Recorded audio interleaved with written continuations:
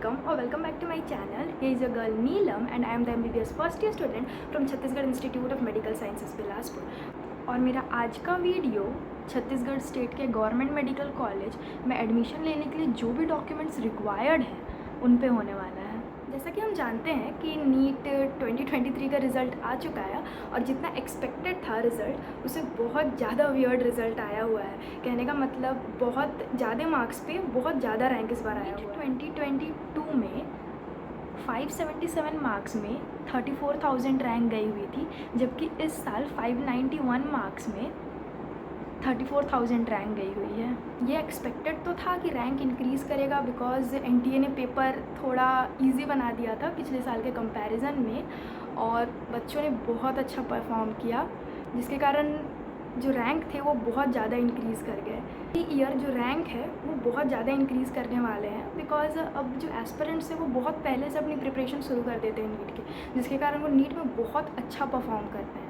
तो नीट 2024 के बच्चों के लिए मेरी ये कहना रहेगा कि आप बहुत अच्छे से तैयारी कीजिए, क्योंकि हर ईयर जो कट ऑफ है वो इंक्रीज़ करने ही वाली है। चाहे न्यू मेडिकल कॉलेज खुले या ना खुले, कट ऑफ तो इंक्रीज़ करेगा ही। एक्सपेक्टेड कट ऑफ वाले वीडियोस पे जो भी रैंक बताया था और जिस रैंक पे बताया था जो कॉलेज मिलेगा, उसी रैंक पे वो कॉलेज अलॉट होगी इस साल भी।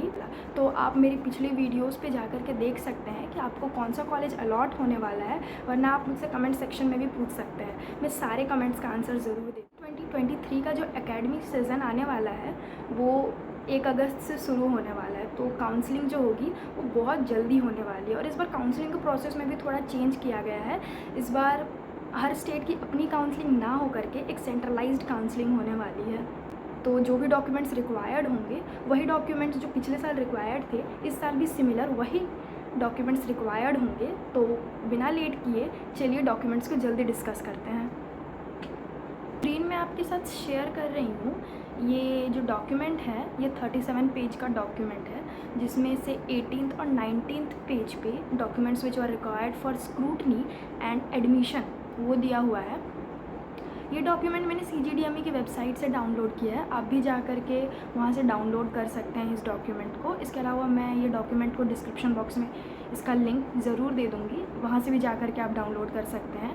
और जब आप इस डॉक्यूमेंट को 37 पेज के डॉक्यूमेंट को कम्प्लीटली रीड करेंगे तो आपको ये पता चल जाने वाला है कि कौन सा डॉक्यूमेंट का फॉर्मेट कैसा होने वाला है। तो वो डॉक्यूमेंट्स जो स्क्रूटनी के लिए रिक्वायर्ड होंगे मैं उनको पहले कवर करती हूँ, एंड देन वो डॉक्यूमेंट्स जो एडमिशन प्रोसेस के लिए रिक्वायर्ड होंगे उनको मैं कवर करूँगी। देन मेरा जो थर्ड सेक्शन होगा उसमें मैं कॉलेज फ़ीस के बारे में बात करूँगी, government medical college in Chhattisgarh. तो चलिए वीडियो को शुरू करती हूँ मैं। इधर की ओर मेरा स्क्रीन शेयर हो जाएगा, आप देख लीजिएगा वहाँ से। पहला डॉक्यूमेंट जो रिक्वायर्ड है वो नीट परीक्षा प्रवेश पत्र है। दूसरा जो अंक सूची आई होगी, कहने का मतलब जो स्कोर और रैंक आपको एनटीए की वेबसाइट से जो मिला था जिस पे लिखा हुआ होगा वो रिक्वायर्ड होगा। 10th की मार्कशीट रिक्वायर्ड होगी, जो बेसिकली आपका डेट ऑफ बर्थ देखने के लिए ही काम पे लिया जाता है। 12th की मार्कशीट रिक्वायर्ड होगी। आपका निवास प्रमाण पत्र चाहिए होगा, आपकी जाति चाहिए होगी, एंड अगर आप OBC कैटेगरी को बिलोंग करते हैं तो आपको प्रीवियस 3 साल का इनकम सर्टिफिकेट दिखाना पड़ेगा। कहने का मतलब 2021, 2022 और 2023 इन 3 सालों का आपको इनकम सर्टिफिकेट दिखाना होगा अगर आप OBC से सीट ले चाहते हैं तो। और फ्रीडम फाइटर से सीट लेना चाहते हैं या विकलांग कैटेगरी से सीट लेना चाहते हैं तो उसका डॉक्यूमेंट आपको उसका प्रमाण पत्र दिखाना पड़ेगा। बस यही 8 डॉक्यूमेंट्स हैं जो स्क्रूटनी के प्रोसेस में रिक्वायर्ड होते हैं। अब मैं अपने वीडियो के सेकंड सेक्शन में मूव करती हूँ, documents which are required for taking admission.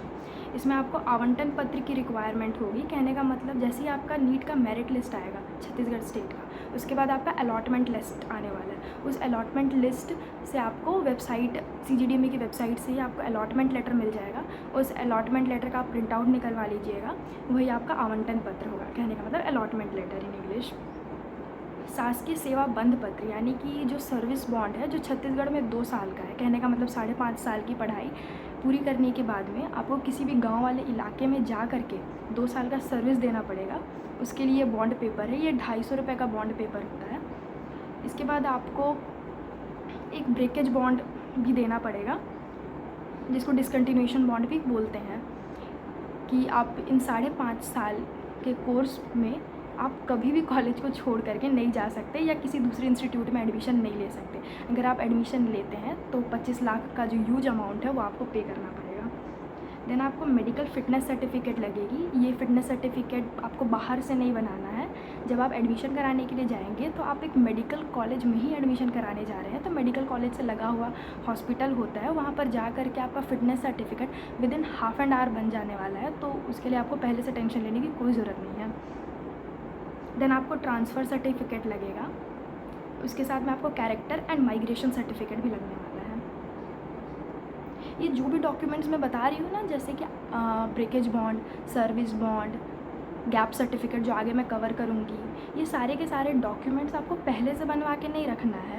जब आप एडमिशन कराने के लिए जिस भी कॉलेज में जाएंगे तो वो कॉलेज जो रहता है वो अपने साथ लॉयर वगैरह रखे रहता है। तो ये जो भी डॉक्यूमेंट्स हैं ना, ये डॉक्यूमेंट्स वो लोग तुरंत बना करके आपको दे देंगे, तो आपको इसलिए पहले से परेशान होने की ज़रूरत नहीं थी। जब पिछले साल मैं भी एडमिशन कराने के लिए गई थी तो 2000 समथिंग प्राइस लगी थी और ये सारे डॉक्यूमेंट्स बन करके इन हैंड आ चुके थे। एडमिशन के प्रोसेस में 2 दिन का समय तो लग ही जाता है, जिसमें से 1 दिन में तो आपको डॉक्यूमेंट्स ही बनवाने में लग जाएंगे और दूसरे दिन आपका ईजिली एडमिशन हो जाता है। स्क्रूटनी का प्रोसेस और एडमिशन का प्रोसेस दोनों एक ही टाइम पे होता है और एक ही इंस्टेंट पे होता है।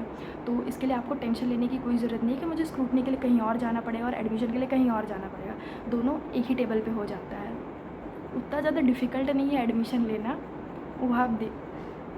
और कोई भी प्रॉब्लम होगी एडमिशन के प्रोसेस में तो आप प्लीज़ मुझे कमेंट कर दीजिएगा, मैं ज़रूर हेल्प करूँगी। इसके बाद आपको गैप सर्टिफिकेट लगेगा। जितने भी साल का आपने गैप लिया हुआ है वो एफिडेविट रहता है, ये ऑन स्पॉट कॉलेज में ही बन जाएगा ये भी।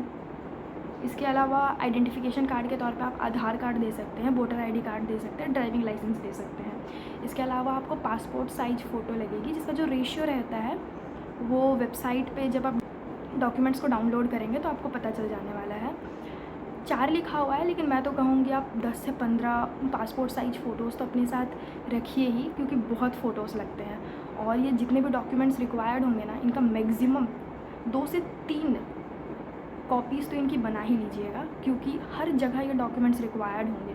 और फ़ोटोकॉपी करा कर ना अपने पास तो आप रख ही लीजिएगा सारे डॉक्यूमेंट्स की, क्योंकि जो भी ओरिजिनल डॉक्यूमेंट होने वाला है ना, कॉलेज उसको सबमिट कर लेगी, वो 5.5 साल बाद ही आपको उन डॉक्यूमेंट्स को देने वाली है। तो सारे का प्रिंट आउट निकलवा करके या सॉफ्ट कॉपी के तौर पे तो आप रख ही लीजिएगा। तो मेरी वीडियो का जो लास्ट सेक्शन था वो एडमिशन फ़ीस पे था, तो जो आपका एडमिशन प्रोसेस में ही देना पड़ेगा। तो जो भी गवर्नमेंट मेडिकल कॉलेज छत्तीसगढ़ में है, इसमें टोटल जो एडमिशन प्रोसेस का फ़ीस है 1 साल का MBBS का, वो 50,000 रुपीज़ है, जिसमें आपको 2 DD बनवानी पड़ेगी बैंक में जा कर के। जो पहली DD होगी वो डीन के नाम से होगी, वो 40,000 की DD होगी, और जो आपकी सेकेंड DD होगी वो कॉलेज के नाम से होगी, वो 10,000 की DD होगी। और हॉस्टल का जो फ़ीस है वो अलग अलग होता है हॉस्टल के अकॉर्डिंगली। मेरे हॉस्टल की जो पर मंथ की फ़ीस है वो 300 रुपीज़ है, और मेस का जो चार्ज है वो अलग से लगता है।